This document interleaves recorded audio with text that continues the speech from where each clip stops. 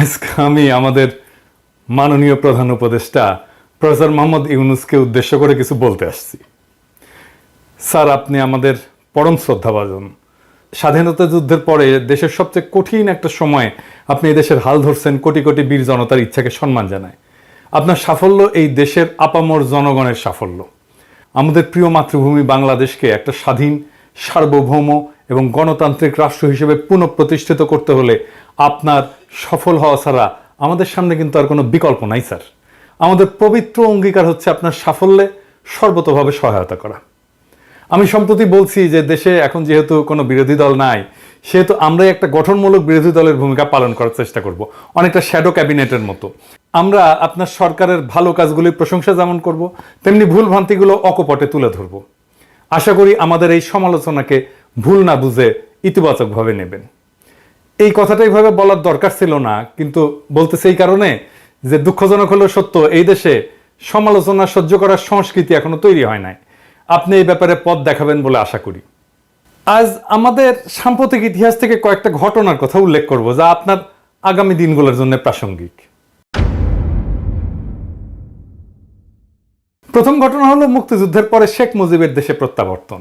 অবিভক্ত পাকিস্তানে বাংলাদেশের গণতান্ত্রিক সংগ্রামের নেতা ছিলেন শেখ মুজিব, এটা ইতিহাস স্বীকৃত। কিন্তু মুক্তিযুদ্ধের নায়ক কিন্তু তিনি ছিলেন না। যুদ্ধের 9 মাস দেশে যে বৈপ্লবিক পরিবর্তন হয়ে গেছে সে সম্পর্কে তার বিন্দু মাত্র কোনো ধারণা ছিল না। তিনি যে অবস্থায় দেশ ছেড়ে গেছিলেন, ফিরে আসার পরে বাংলাদেশ আর সেই দেশ ছিল না, কারণ তার মাঝখানে একটা মহান মুক্তিযুদ্ধ ঘটে গেছে। অনেক রক্ত, অনেক আত্মত্যাগ, অনেক যুদ্ধ, অনেক কষ্ট, অনেক বেদনা, দেশ ত্যাগ, এই সমস্ত কিছু এই সময়ের মধ্যে ঘটে গেছে। তিনি সে বিপ্লবকে ধারণ করতে পারেননি, শুনতেও চাননি কি হয়েছিল, কারা করছিল, কেন করছিল, কিভাবে হয়েছিল, শুনতে চাননি। কারণ তিনি বিপ্লবকে ধারণ করতে চাননি, কারণ তাতে তার ভূমিকা ছিল না। ফলে তিনি চড়ে বসছিলেন উল্টো রথে, এবং এই উল্টো রথে চড়ে বসাটাই এদেশের মানুষের জন্য এবং কি তার জন্য করুণ ফলাফল বয়ে আনছিল। আমরা সবাই জানি, এটা একটা কঠিন সত্য। আপনি স্যার কিছু মনে করেন না, এইটার সাথে আপনারও মিল আছে মুজিবের এই ঘটনার সাথে। আপনি কিন্তু আমাদের দ্বিতীয় মুক্তিযুদ্ধের নায়ক না, এর নায়ক আমাদের বীর ছাত্র জনতা। শেখ মুজিব অবিসংবাদিত ছিলেন বলেই 72-এ সবাই তাকে অন্তরের সাথে বরণ করছিল। আপনি সর্বজন গ্রাহ্য বলেই দেশবাসী এবার আপনাকে চাইছে। আমরা আশা করব আপনি মুজিবের মতো ভুল করবেন না। আপনিও যখন বিপ্লব ঘটে আপনি দেশে নাই, আপনি প্যারিসে। আপনি আসছেন বিপ্লব বিজয়ের পরে। তাইলে আপনাকে এখন কি করতে হবে? আপনাকে করতে হবে আমাদের দ্বিতীয় স্বাধীনতার বৈপ্লবিক মর্ম আত্মস্থ করে পুরনো ঘুণে ধরা ব্যবস্থা ধ্বংসস্তূপের উপরে একটা প্রকৃত গণমুখী রাষ্ট্র ব্যবস্থা গঠনের দুরূহ কাজটার উদ্যোগ নেওয়া। এদেশের মানুষের উপরে বারে বারে চাপাই দেওয়া হয়েছে গণতন্ত্র, রাষ্ট্রবিনাশী স্বৈরশাসন এবং ফ্যাসিবাদ, যা কেবল জনগণের সকল অধিকার হরণ করে একটা প্রবল দুর্নীতিগ্রস্ত ব্যবস্থাই চালু করেনি, তা এদেশের স্বাধীনতা, সার্বভৌমত্ব, আঞ্চলিক অখণ্ডতা বিপন্ন করছে। আমাদের প্রত্যাশা আপনি এই স্বৈরশাসন এবং ফ্যাসিবাদের জানাজা পড়বেন এবং দাফন করবেন, যাতে আর কোনোদিন তা বাংলাদেশের পূর্ণ মাটিতে ফিরে আসতে না পারে। এবার ইতিহাসের দ্বিতীয় ঘটনাটা বলি। আপনি জানেন যে রাষ্ট্রপতি জিয়া হত্যার পরে সেনাপ্রধান এরশাদ তাৎক্ষণিকভাবে ক্ষমতা দখল করেনি। সে সময় মানুষের সেন্টিমেন্ট এমন ছিল যে তাতে তার পক্ষে রাষ্ট্র ক্ষমতা দখল করা সম্ভবই ছিল না। সে ধীরে ধীরে ঠান্ডা মাথায় ক্ষমতা দখলের পরিকল্পনা করে। ঘটনাটা হইতেছে যে পরিকল্পনাটা কিন্তু সে করে না স্যার, করছিল এরশাদ ছিল ভারতের 1 নাম্বার পুতুল। সে কি করছে? সে নতুন রাষ্ট্রপতি নির্বাচন করতে দিছে, যে নির্বাচনে বিজয়ী হয়েছিলেন ভাইস প্রেসিডেন্ট বিচারপতি আব্দুল সাত্তার। প্রেসিডেন্ট সাত্তার আসনে বসার পর থেকে তার শয়তানি শুরু হয়, এরশাদের খেলা শুরু হয়। প্রথমে সে দাবি করে দেশ শাসনে সেনাবাহিনীকে অংশ দিতে হবে। সে প্রস্তাব করে দেশ পরিচালনার জন্য একটা জাতীয় নিরাপত্তা কাউন্সিল গঠন, যার প্রকৃত নেতৃত্ব থাকবে তার হাতে। সে প্রেসিডেন্ট সাত্তারের মন্ত্রীদের কাউকে কাউকে হাত কইরা নেয়, সরকারের ভেতরে বিভাজনের চেষ্টা করে এবং সফল হয়। কাকে হাত করছিল সে? হাত করছিল স্বরাষ্ট্রমন্ত্রী ডাক্তার আব্দুল মতিনকে, এবং পরে কিন্তু মতিন এরশাদের দলে যে জয়েন করে। প্রেসিডেন্ট সাত্তারের সাথে বিশ্বাসঘাতকতা কইরা এরশাদের সাথে হাত মিলায় এক মন্ত্রী বাড়ি থেকে গাল কাটা কামাল নামে এক দুর্বৃত্তকে গ্রেপ্তারের নাটক সাজায়। এটা কিন্তু একটা নাটক ছিল। গাল কাটা কামাল কার শিষ্য ছিল সেটাও আমি জানি, যাই হোক সে গল্পে আর না যাই। এই নাটকটা এরশাদের সামরিক কুয়ের পথ প্রশস্ত করে এবং এটা পোস্ট করছিল ডিজিএফআই, সাজাইছিল। এরশাদ ক্ষমতা নেওয়ার আগে বিদেশি দূতদের মধ্যে একমাত্র ভারতীয় রাষ্ট্রদূতের সাথে সাক্ষাৎ করছিল, একমাত্র। এরশাদ এরপর যে সংসদ নির্বাচন করে তাতে হাসিনার নেতৃত্বে আওয়ামী লীগ হয় বিরোধী দল। এভাবেই ঘুর পথে ভারতের সাহায্যে আওয়ামী লীগ বাংলাদেশের রাজনীতিতে পুনর্বাসিত হয়। এরশাদ হচ্ছে ভারতের 1 নম্বর পুতুল, আর 2 নম্বর পুতুল হিসেবে কাজ শুরু করে হাসিনা। পুরা ক্ষমতা সরকারি দল ভারতের, বিরোধী দল ভারতের। এই হইল ভারতের বাংলাদেশের রাজনীতিতে আবার পা ফেলার সূচনা। এই নাটক যে আবার মঞ্চস্থ হবে না, আপনি কি স্যার সেটা নিশ্চয়তা দিতে পারেন?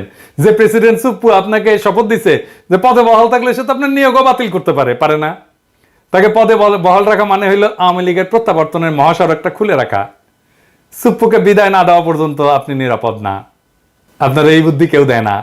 আপনারা সবাই বলে সংবিধান মেনে চলতে হবে, সংবিধানওয়ালাদেরকে ধরিচ্ছি, দাঁড়ান স্যার, ধরিচ্ছি স্যার, একটু সময় দিছি কিন্তু ধর্ম স্যার, কারা কারাই সংবিধানওয়ালা সেটা ধর্ম। এটা ছাড়াও আমি প্রবল শঙ্কার সাথে লক্ষ্য করতেছি যে 1 এরশাদের কালো ছায়া আপনার এবং আপনার সরকারের উপরে দীর্ঘ থেকে দীর্ঘতর হচ্ছে। আপনার উপরে চাপাই দেওয়া হয়েছে বেশ কয়েকজন উপদেষ্টা যাদের সাথে বিপ্লবের কোনো সম্পর্ক নাই, ন্যূনতম কোনো সম্পর্ক নাই। আমরা বুঝতে অক্ষম 1-11 3 জন কুশীলভ জায়গা পাইছিল প্রথমেই আপনার উপদেষ্টা পরিষদে, আবার আরো 2 জনকে নিলেন, আলী ইমাম মজুমদার আর জাহাঙ্গীর আলম, 2 জনই তো 111-এর লোক। আর ফয়জুল কবির ও তো আবার প্রথম আলো, আর প্রথম আলো তো আবার 111। সব প্রথম আলো 111 মিলে আপনার ক্যাবিনেট হয়েছে। মানে আপনার ক্যাবিনেটে সিঙ্গেল মেজরিটি গ্রুপ হচ্ছে 111। শুনতে পাচ্ছি যে বিপ্লবের সহযোগী কোনো কোনো প্রখ্যাত ব্যক্তিকে আপনার সাথে সাক্ষাতের সুযোগও দেওয়া হচ্ছে না। আমরা কিন্তু জানি স্যার যে কারা এসব করতেছে এবং কেন করতেছে। আরেকটা জিনিস দেখাই স্যার, আপনার উপদেষ্টা হাসান আরিফের পোলা হাসনাত আব্দুল্লাহর ছেলেকে নিজে গার্ড দিয়ে নিয়ে গেছে তার বাড়িতে, পোড়া বাড়িতে দেখাইতে। মালপাত্তি ভালোই নিচ্ছে মাশাআল্লাহ, বুড়াগুলার আয় ইনকাম ছিল না, এখন আওয়ামী লীগ পাহারা দিয়া কিছু কামাবে তার পোলা। আমি বাগড়া দাওয়ারকে আপনার উপদেষ্টারা বলে আমি নাকি উগ্র, হটকারী, আনম্যানেজেবল। কি স্যার বলে না? হ্যাঁ বলে তো।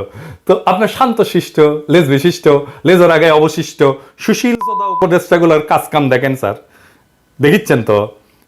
বদনাম করলে ওদের হবে না, বদনাম হবে স্যার আপনার। আপনার একটা গল্প বলি স্যার, গ্রামের গল্প তো, মানে আপনার পছন্দ হবে। ওই গাই গরুর বাছুর মারা গেলে গরু কলে দুধ দেয় না স্যার, খালি লাথি দেয়। ওই ওই গাই গরুর দুধ শুকা যায়। তো তখন গোয়ালা করে কি, আপনি জানেন এটা স্যার, অনেকে হয়তো জানে না, আমার ক্ষুদ্র ভ্রাতা ভগিনী জানে না। তো গোয়ালা বাছুরের চামড়া ছাড়ায় ওর মধ্যে খড়ার ভুসি ঢুকায় ঠেসে ঠেসে। বোকা গরু মনে করে যে তার বাছুর বাইসা আছে, তখন সে লাথি দেয় না, দুধ দেয়। হাঙ্গেরের শত শহীদের রক্তে কেনা বিপ্লবের বাছুর কি মরে গেছে স্যার? হ্যাঁ, তাই ভিতরে ঠাইসা ঠাইসা 111 ঢুকাইতেছেন আপনি, একটার পর একটা ঢুকাইতেছেন। আপনারা মানা করিচ্ছি তারপরেও ঢুকাইতেছেন। আপনারা স্যার 2 জনের নাম দিয়েছিলাম স্যার, আপনি জানেন যে এনাদেরকে উপদেষ্টা করেন, করলে ভালো হবে, বিপ্লবের ভালো হবে, দেশের ভালো হবে। আপনি তো কথাটা রাখলেন না স্যার। যাই হোক, আমি কলে সবার আমল নামা এক এক করে কয়ে দিতে পারি যাদেরকে উপদেষ্টা বানাইছেন, কমু কিন্তু আজকে করলাম না, কিন্তু পরে কমু। ইন্ডিয়া গলে ভালো করে জানে যে 1981 সালের মতো এইবারও আওয়ামী লীগকে সোজা পথে ক্ষমতায় আনা সম্ভব না। তাই তাদের কাছে বাংলাদেশকে পদতলে রাখার একমাত্র উপায় হচ্ছে এরশাদের মতো ঘুর পথে ক্ষমতায় আসা। এটাই তারা করিচ্ছে। এই জন্যই আপনার ক্যাবিনেটে সব 111-এর লোকজন ঘুর পথে। এই মুহূর্তে এই ধরনের একটা সম্ভাবনার বিরুদ্ধে ব্যবস্থা না নিলে আপনার সরকার অচিরেই বড় ধরনের বিপদে পড়বে। ঢাকায় নিযুক্ত আমেরিকান প্রাক্তন উপরাষ্ট্রদূত বাংলাদেশ প্রেমিক কিন্তু জন ড্যানিলোভিচ, আপনি চেনেন ভালো করে, এমনি এমনি বলেনি যে আর্মির উপর কর্তৃত্ব স্থাপন এই মুহূর্তে আপনার সবচেয়ে বড় প্রয়োজনীয় কাজ। এই কাজটা করেন। ইতিহাসের 3য় ঘটনাটা বলি স্যার। হ্যাঁ, 1996 নির্বাচনের সময় বাংলাদেশের রাষ্ট্রপতি ছিলেন আব্দুর রহমান বিশ্বাস। উনি ছিলেন বিএনপির দ্বারা নির্বাচিত এবং একটা মহল থেকে তাকে সরায় দেওয়ার গুঞ্জন ওঠে। সেই সময় সেনা প্রধান ছিলেন জেনারেল নাসিম। নাসিম সেনা অভ্যুত্থান করার চেষ্টা করে একটা সময়। প্রেসিডেন্ট বিশ্বাস তাৎক্ষণিকভাবে তাকে পদচ্যুত করেন। খুব ছোটখাটো মানুষ ছিলেন কিন্তু প্রেসিডেন্ট বিশ্বাস, বড় সড়ো না, লম্বা চড়ো না, আমার মতো ছোটখাটো মানুষ, কিন্তু সাহসী ছিলেন। এই সাহসী কাজের জন্য প্রেসিডেন্ট বিশ্বাসের কিছু হয়েছিল? কিছু হয় নাই।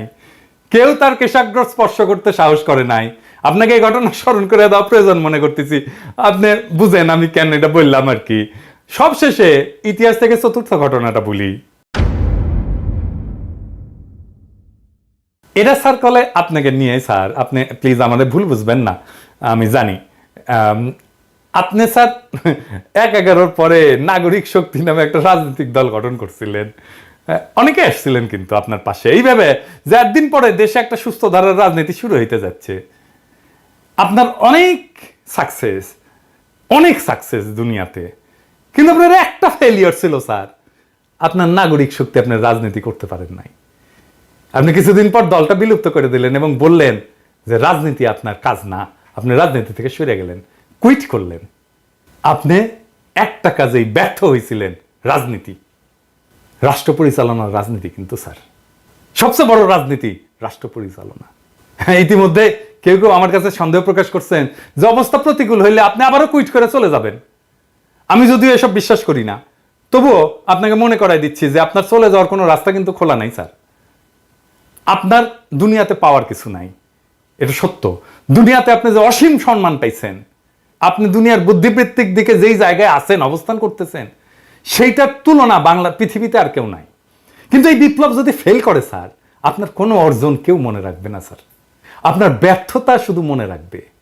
দুনিয়া সম্পর্কে আপনি আমার চাইতে অনেক বেশি জানেন, মানব চরিত্র সম্পর্কে অনেক বেশি জানেন। আপনি মুরব্বী শুধু না, আপনি আমার গুরুজন, আপনাকে জ্ঞান দেওয়া আমার মানায় না। কিন্তু আমি আপনারে জ্ঞান দিতেছি না স্যার, আপনারে নির্মম রাজনৈতিক বাস্তবতা কইতেছি। আপনার পরম শুভাকাঙ্ক্ষীর মধ্যে পিনাকে এই রাজনীতির পঙ্কিল জটিল পথে দীর্ঘদিন হাঁটছে। আমার কথাগুলো চিন্তা করেন। আপনি যদি ব্যর্থ হন, আপনার কোনো সাফল্য দুনিয়া মনে রাখবে না স্যার, আপনার এই ব্যর্থতার কথা মনে রাখবে। খুবই নির্মম এইটা। আপনি নিশ্চয়ই উপলব্ধি করেন যে আপনার সরকার বিফল হলে এই যে আন্দোলনকারী লক্ষ কোটি ছাত্র জনতার কি হবে, এটা জানেন তো স্যার? হয় তারা মারা যাবে, নয়তো আয়না ঘরের মতো বন্দিশালায় ধুকে ধুকে বাকি জীবন কাটাবে। আমাদের সমস্ত স্বপ্ন চূর্ণ বিচূর্ণ করে পরাজিত ফ্যাসিবাদ বহুগুণ নির্মমতা নিয়ে বাংলার মাটিতে আবার ফিরে আসবে। বাংলাদেশের স্বাধীনতা, সার্বভৌমত্ব, আঞ্চলিক অখণ্ডতা চিরতরে হারায় যাবে। সুতরাং বিপ্লবকে সাফল্যের স্বর্ণ শিখরে পৌঁছে দেওয়ার যে পবিত্র দায়িত্ব আপনি গ্রহণ করছেন, তা আপনাকে সম্পন্ন করতেই হবে স্যার। শুরুতেই বিপ্লবকে সুসংহত করতে হবে, ফ্যাসিবাদের ফেলে যাওয়া দোসরদের তাড়াই দিতে হবে ক্ষমতার বলয় থেকে। আমার আবেদন, আপনি অত্যন্ত জরুরি কাজটা সেরে ফেলেন, পুরো সরকারকে আপনার নিজের সরকার হিসেবে সাজায় নেন। ইতিহাসের যে ঘটনাগুলো উল্লেখ করলাম, তার সবচেয়ে বড় শিক্ষা হলো যে এই কাজে যে কোনো ধরনের বিলম্ব করা যাবে না স্যার। বেহুলা বাসর ঘরে ঢুকছিল সবচেয়ে আনন্দের সময়টা কাটাইতে, ওই বাসর ঘরের ছিদ্রপথে সাপ ঢুকে গেছিল। এই বেহুলার এই ক্ষমতার বাসর ঘরে ছিদ্রপথে অনেকগুলো সাপ ঢুকে গেছে, তাদের এই মুহূর্তে খতম করেন স্যার। আপনি রাষ্ট্রপতির দায়িত্ব গ্রহণ করেন, বিপ্লবী জনতা তাদের সমস্ত ক্ষমতা আপনার উপরে অর্পণ করছে। বিপ্লব সংবিধান স্যার, আপনাকে সংবিধানের পথে যারা হাঁটাচ্ছে তারা বিপ্লবের শত্রু। বিপ্লব যদি ব্যর্থ হয়, আমরা কিন্তু উপদেষ্টা মণ্ডলীর কাউকে ছাড়বো না স্যার। আপনি নির্ভয়ে রাষ্ট্রের পূর্ণ কর্তৃত্ব গ্রহণ করেন, রাজপথে আপনার অভিষেক হবে জনতার সমর্থনে। কিন্তু আপনি যদি ক্রমাগত আমাদের আহ্বান উপেক্ষা করেন, আপনার বিরুদ্ধে উচ্চকিত হইতে, এমনকি পথে নামতে আমরা দ্বিধা করব না। ইনকিলাব জিন্দাবাদ।